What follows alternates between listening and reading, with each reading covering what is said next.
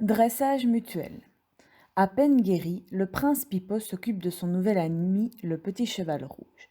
Il apprend à le nourrir, à le soigner, l'habitue peu à peu à se laisser conduire. Tout cela dure 1 an.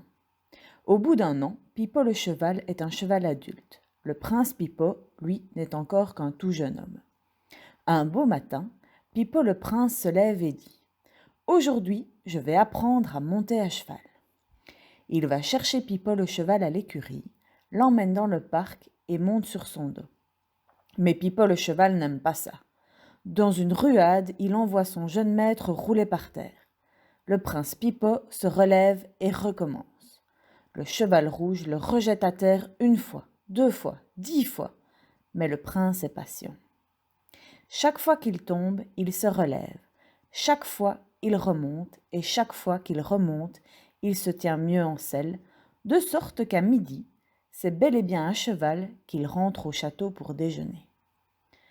Pendant le repas, à table, son père lui demande « Alors, Pipo, qu'est-ce que tu as fait ce matin ?»« Ce matin, dit le prince, j'ai appris à mon cheval à se laisser monter. » Au même moment, dans l'écurie, la jument blanche, qui est la mère de Pipo le cheval, demande à son poulain « Qu'est-ce que tu as fait ce matin, mon fils ?»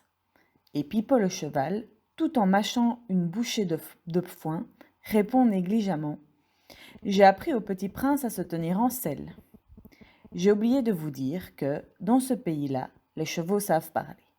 Mais ils ne parlent que très rarement et quand ils sont sûrs que nul ne les écoute. » Le matin du second jour, le prince Pipo se dit en se levant « Aujourd'hui, je vais me faire obéir de mon cheval. » Il va chercher Pipo le cheval à l'écurie, l'emmène dans le parc, et là, il entreprend de le faire aller, venir, s'arrêter, repartir, avancer, reculer, tourner à gauche, à droite.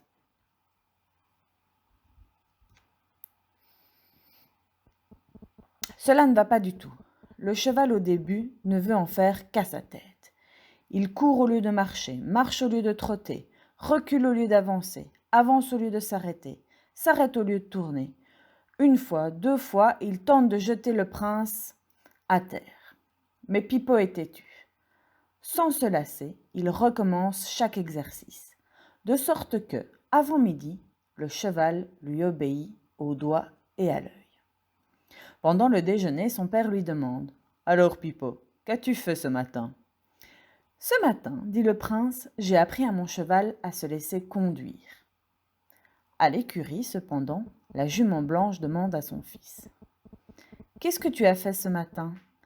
Et Pipo le cheval répond fièrement « Ce matin, j'ai appris à mon maître à conduire un cheval. » Le 3e jour, le prince Pipo se lève en se disant « Ce matin, je veux devenir un cavalier accompli. » Il va chercher Pipo, monte sur son dos et cette fois le fait courir à travers bois, traverser des forêts, franchir d'un bond des haies, des fossés, des ruisseaux, des troncs d'arbres abattus.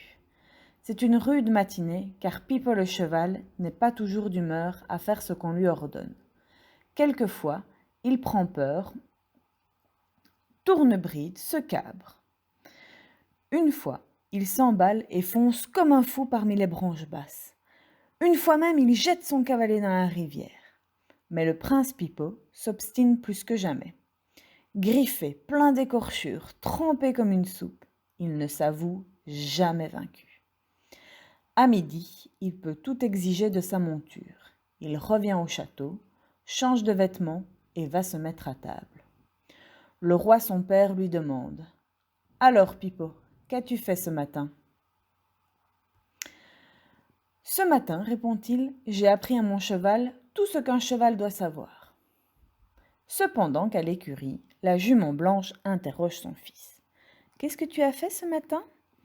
Et Pipo le cheval, frappant le sol du sabot, dit avec orgueil « Ce matin, j'ai fait du prince un cavalier digne de moi. » Pierre Gripari, Histoire du prince Pipo, Grasset, 1976.